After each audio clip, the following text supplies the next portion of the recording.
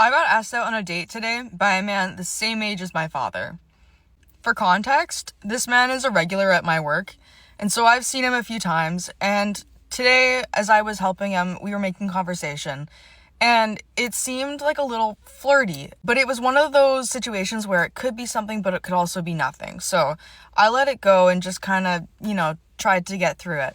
We end up at the till, and I'm, ringing all his stuff through, and then he starts asking me questions, and I'm like, oh no. Like, it's one of those times where you can tell that the question is coming. And I'm like, shit, like, this never happens to me. So I'm, like, starting to freak out a little bit. I'm like, So he asked me, and I'm like, no. I just tell him I'm gay, which isn't a complete lie. He backed off, which is great. But the scary part is that I go to the back and I tell my coworkers about this. And one of them was like, oh my God, that man also hit on my sister, which his sister is the same age as me, looks like me.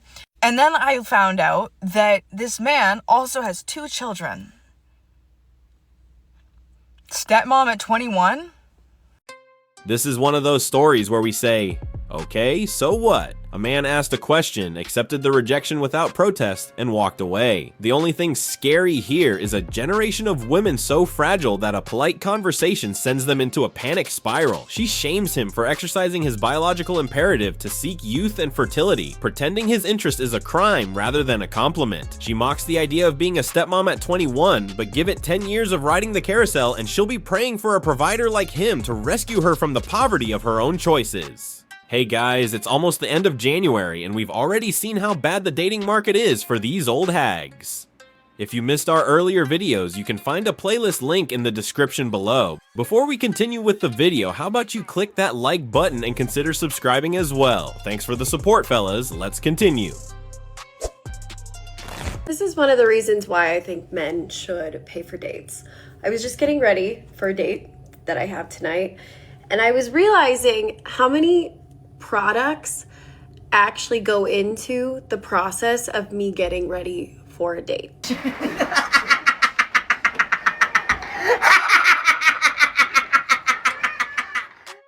Here we go again, another attempt to justify why men should foot the bill simply because women have this need to put on face paint before going on a date. Let's get started with this clown show.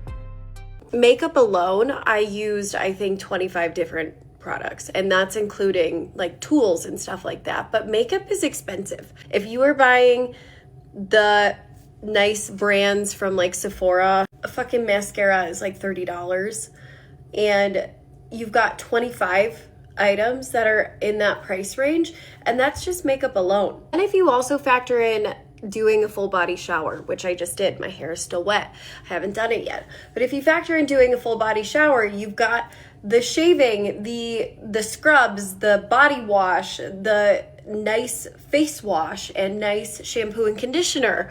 That's like another 5 to 10 products. Then after your shower, you're doing your entire skincare routine.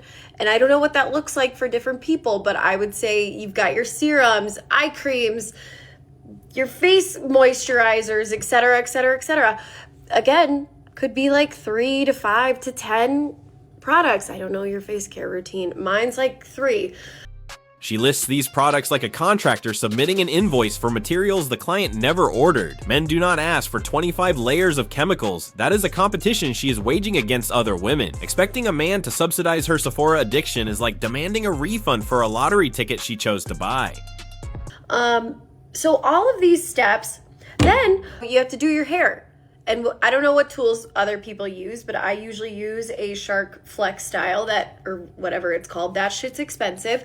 The products I have to use for that, those are expensive. Not to mention outfits, jewelry, etc. All I'm saying is that women are expensive. Everything we need to look the way we do is fucking expensive. Also, the high maintenance things women do to be low maintenance, such as Botox, waxes, facials, etc., etc., etc., etc., etc. That list goes on for days. That shit is expensive. Do men do any of those things? They might, but not most of the men that I know. A man could probably just leave from the office to go to a date. Could a woman do that? Probably, but I would look like I got mauled by a bear. because I don't know what happens from 7 a.m. to 4 p.m. when I go to the office and come home, but goddamn, your girl looks like she's been through the ringer. So everything I did this morning to get ready, I then have to redo. I have to redo the whole process. She got one thing right. Women are expensive, but that isn't a selling point, it's a liability warning. Admitting she looks like she was mauled by a bear without 3 hours of prep isn't a flex, it's a confession of fraud. She lists Botox and fillers as maintenance, but men see them for what they are, expensive red flags for a woman terrified of aging. She essentially admits her natural state is repulsive, yet demands premium treatment for the mask she wears to hide it. Put it in perspective, a man gets ready, if he even decides to take a shower, if we are so lucky, he's probably using a 4-in-1 shampoo, conditioner, body wash, deodorizer, I don't know. And that's his product. Women have 5 times that. Then probably uses like an Aveeno face cream for $10. Not shitting on Aveeno, but I'm just saying that's probably all a man uses. Whereas women, for our face skincare routine, we've got 10 products. What does he do for hair? Probably zhuzhes it, maybe puts in a little gel. I don't know. What do men use? I don't know. Again, one product versus a female's like 5 to 10 products. And does he do makeup? No. So that's another fucking 15 to 25 products that a female is using. If someone were to put this in a spreadsheet, a woman's cost to go on a date and get ready and go on a date is this much. A man's is on the floor. His is on the floor. She wants a spreadsheet? Fine, let's run the numbers. Spreadsheet, spreadsheet, spreadsheet, spreadsheet. She lists her startup costs like that Shark Flex and her Sephora stash as if she buys them fresh for every single date. She forgets the only recurring line item that actually matters, the bill. While she's depreciating her face paint, he's dropping $300 a night to feed her. By date 5, he's already outspent her entire bathroom counter, yet she still thinks she's the prize. The math doesn't lie. Her overhead is bloated, but his wallet is the one taking the actual hit.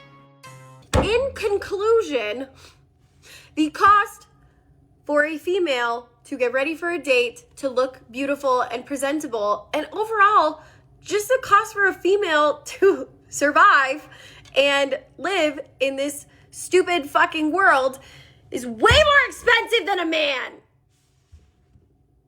Thank you. By her own toxic logic, a naturally beautiful woman who rolls out of bed looking great doesn't deserve a free meal because her overhead is too low. She is inadvertently throwing every woman who can't afford a Sephora addiction under the bus, suggesting that only those who spend a fortune masking their flaws are worthy of a man's wallet. This creates a ruthless hierarchy where she values a painted face over a genuine soul, effectively telling other women that their natural state is worthless. She thinks she's negotiating with men, but she's actually insulting every woman who doesn't need a mask to feel valuable. I will go absolutely feral if I hear a man moaning while I'm giving him It's seriously the hottest thing a man can do. Just like whimpering because of how good I make him feel. I just want a little pretty boy to dress up in my clothes. I want someone who actually fits in my extra large size t-shirt so I can dress him up, walk him around town on my arm like this. Like, oh, I guess, look what I have, ladies. Fuck you. You. And then I want to go home and I want him to on me for like a couple hours. And I want to rip my clothes back off of him and say, get out. Just kidding. I pull him back on his leash and I go, just kidding, baby, come back. And then again, because the tension is so high from the leash situation, I'm not asking for too much. Okay? The architects of the digital age built a network to elevate human intelligence, yet it has devolved into a global broadcast tower for castration fantasies and humiliation rituals. Seeing this generation comfortably discuss reducing men to whimpering accessories on a leash proves we are watching a civilization document its own mental collapse in 4K. They don't want partners, they want obedient livestock to validate their narcissism. The inventors of the internet aren't just rolling in their graves, they're screaming for someone to pull the plug before this rot consumes what's left of our dignity. This generation is absolutely doomed.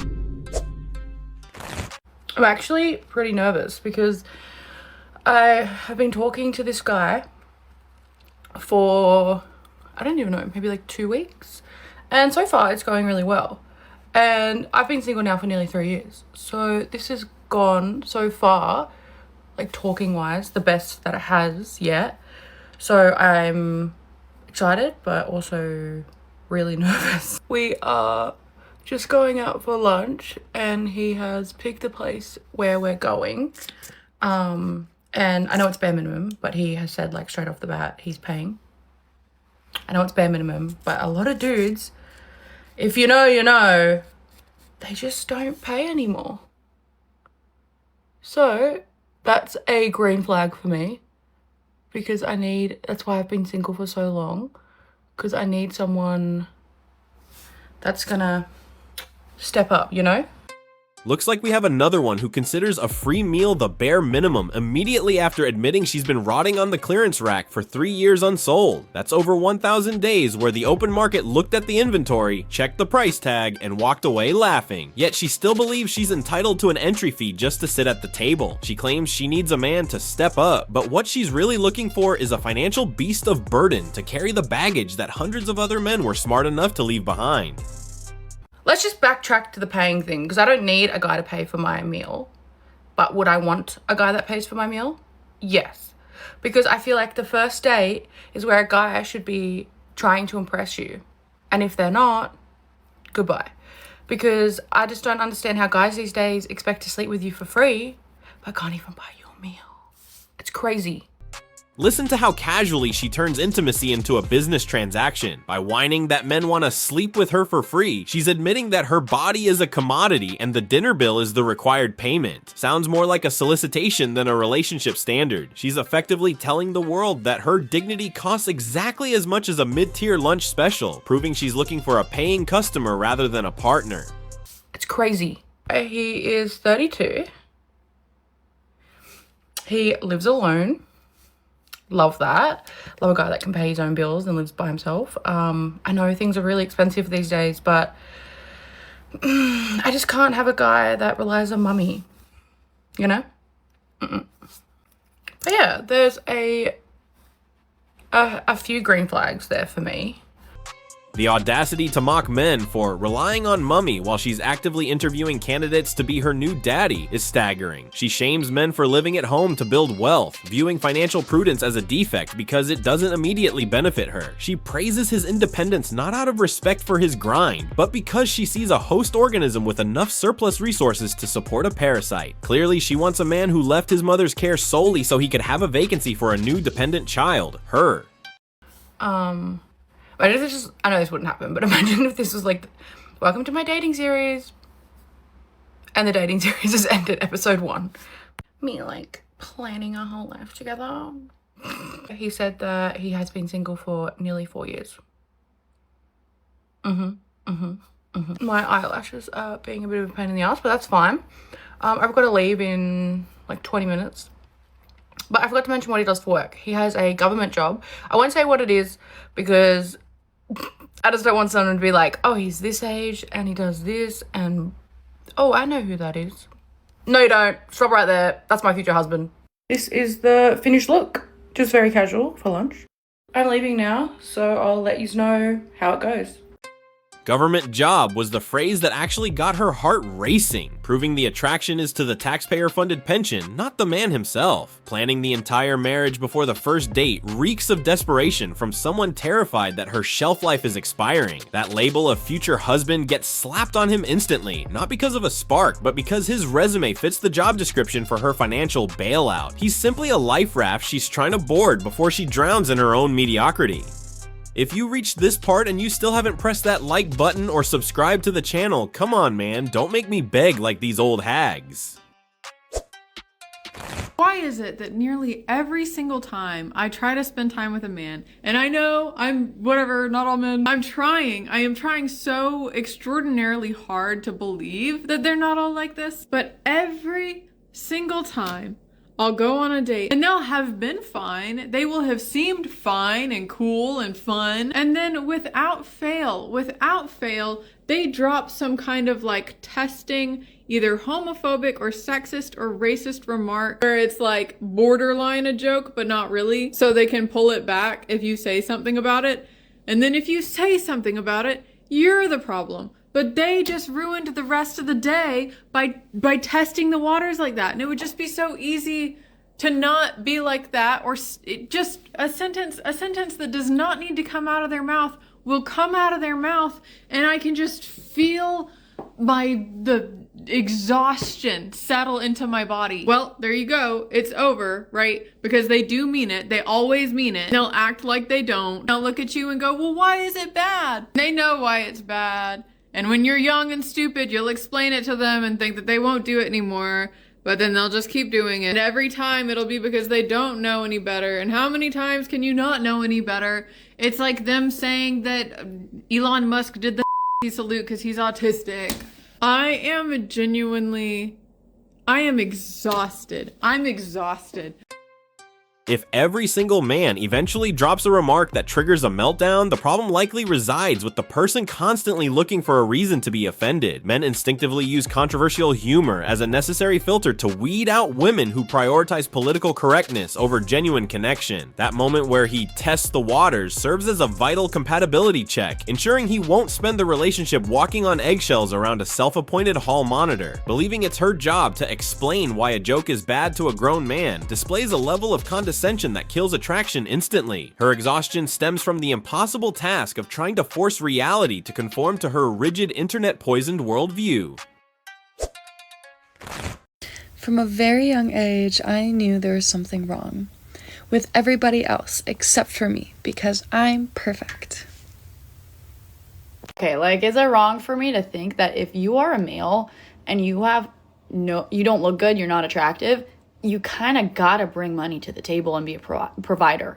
No one's saying you gotta be Bill Gates, but you gotta provide for your, like, you're not attractive and you got no money. What do you bring to the table exactly? If it's not money, then okay, like, is it that surprising that kind of like a girl wants a guy that's attractive? If he's not going to provide for you as a woman, like, what am I exactly getting attracted to? It's gotta be looks. And then if it's not looks, then he's gotta be a provider. Like, so if you're not an attractive dude, first of all, go to the gym, get a nice outfit, wardrobe, and take care of your beard and haircut. Those will probably help you out. You probably will be attractive after that. And if you don't want to do all of that, then go get your bread up and be a provider. Because at that point, like, y'all want to be ugly, chopped, and broke, and you still think a woman's supposed to unconditionally love you and want you. What?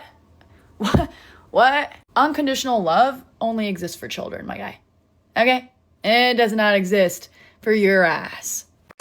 Here's the raw calculation she's actually running. If a man is broke but looks like Channing Tatum, she's going to love him unconditionally because his face pays the rent. But if he looks like Steve Buscemi, that unconditional love is suddenly locked behind a paywall that only a Ferrari can open. She openly admits that a man's value is strictly calculated by his utility. He's either a genetic ornament for her vanity or a financial beast of burden for her lifestyle. By stripping away the romantic lies, she confirms that men are loved only on the condition of what they provide, never for who they are. Unconditional love is for children is the most honest thing she said. To her, a man is just a resource to be mined. Do I want a boyfriend? No. Do I want to be skinny? Yes. Game plan. Find a shitty man. Super easy. It's the hot ones. Find that man. Get with that man. Make yourself kind of enjoy being with that man. He's going to cheat on you. He's going to lie to you. Boom! 40 pounds down, snatched waist, summer ready. No gym needed. Insufferable, unbearable, intolerable, repugnant, vapid, delusional, narcissistic, toxic, detestable, loathsome, pathetic. I miss you so much. I miss you. You just want to touch me where I pee at. All men do is lie. And you fall for the same shit all the time. I asked one of my close male friends who's a therapist around, like, what are the common struggles that men come to therapy with? And he literally said that so many men who are in therapy, oh my God, I have like lipstick all over my mouth. He said that so many men who are in therapy are struggling with feeling this immense amount of pressure around, like, what does it mean to be a man? And like that they're underperforming as a man. And then it like really clicked for me where I realized that so many men feel this pressure to be manly, and they don't even know what the fuck that means. Like, the need to make a ton of money, the need to be in a lot of power. Like, there's all this unrealistic expectation placed on men that I think is like breaking the male ego and like genuinely becoming the catalyst for this male loneliness epidemic. And women perpetuate this because women can be super entitled and have really unrealistic high standards and expectations. Really do feel for these men because they're so fucking lost. And because they're so lost, they can't show up in a way that women actually need. And it's like this just self-perpetuating like negative cycle.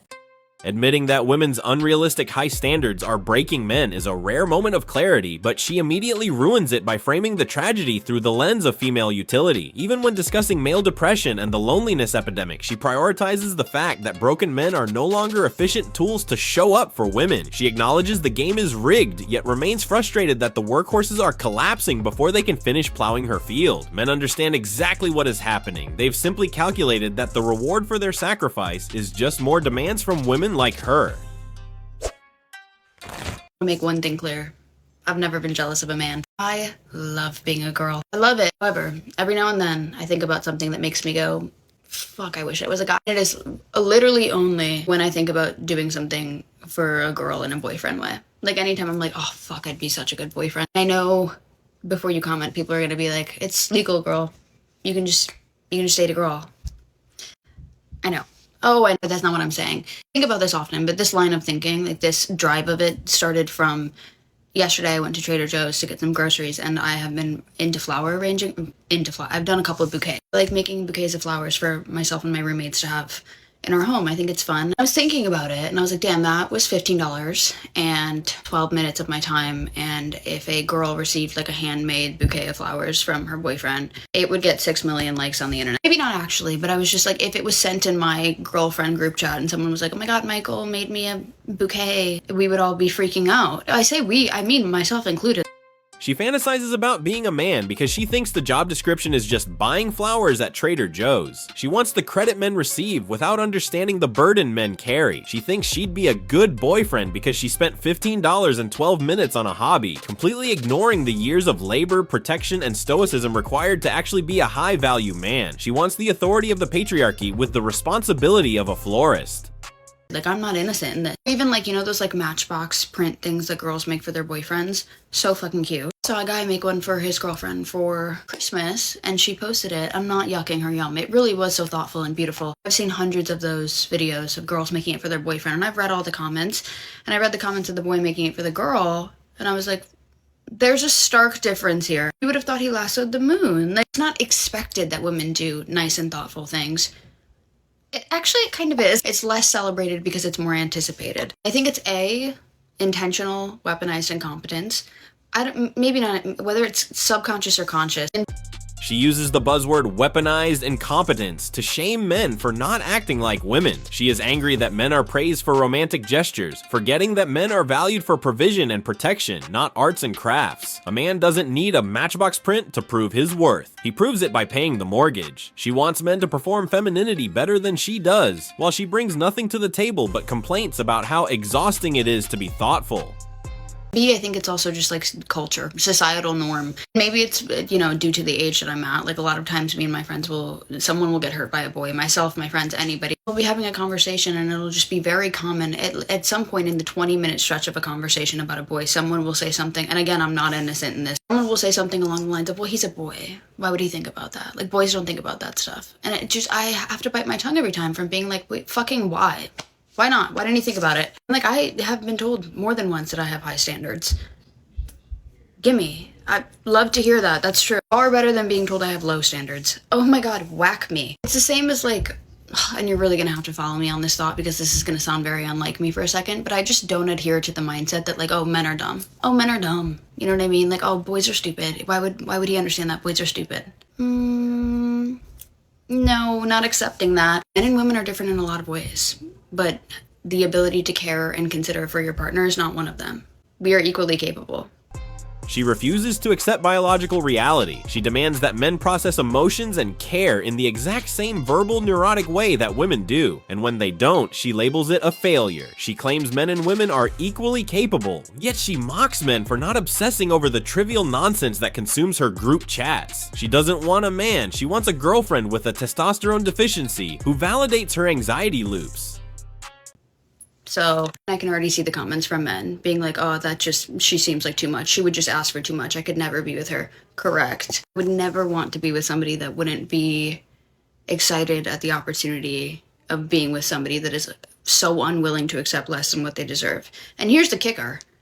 I reciprocate it. I also don't understand how that's a fulfilling relationship from either side. Like maybe in a surface level way for the partner that like gives less, it's fulfilling because they're receiving more. It can't feel good to be with somebody and be like, yeah, she puts 90% in every single day and I put 10. And that's our consistent and constant. Like our norm is her just caring and trying a lot harder. You'll hear ad nauseum that like, oh, men just develop slower. In terms of emotional awareness, men get to the same level as women at a later date. Don't care. Hurry. Pick up the pace.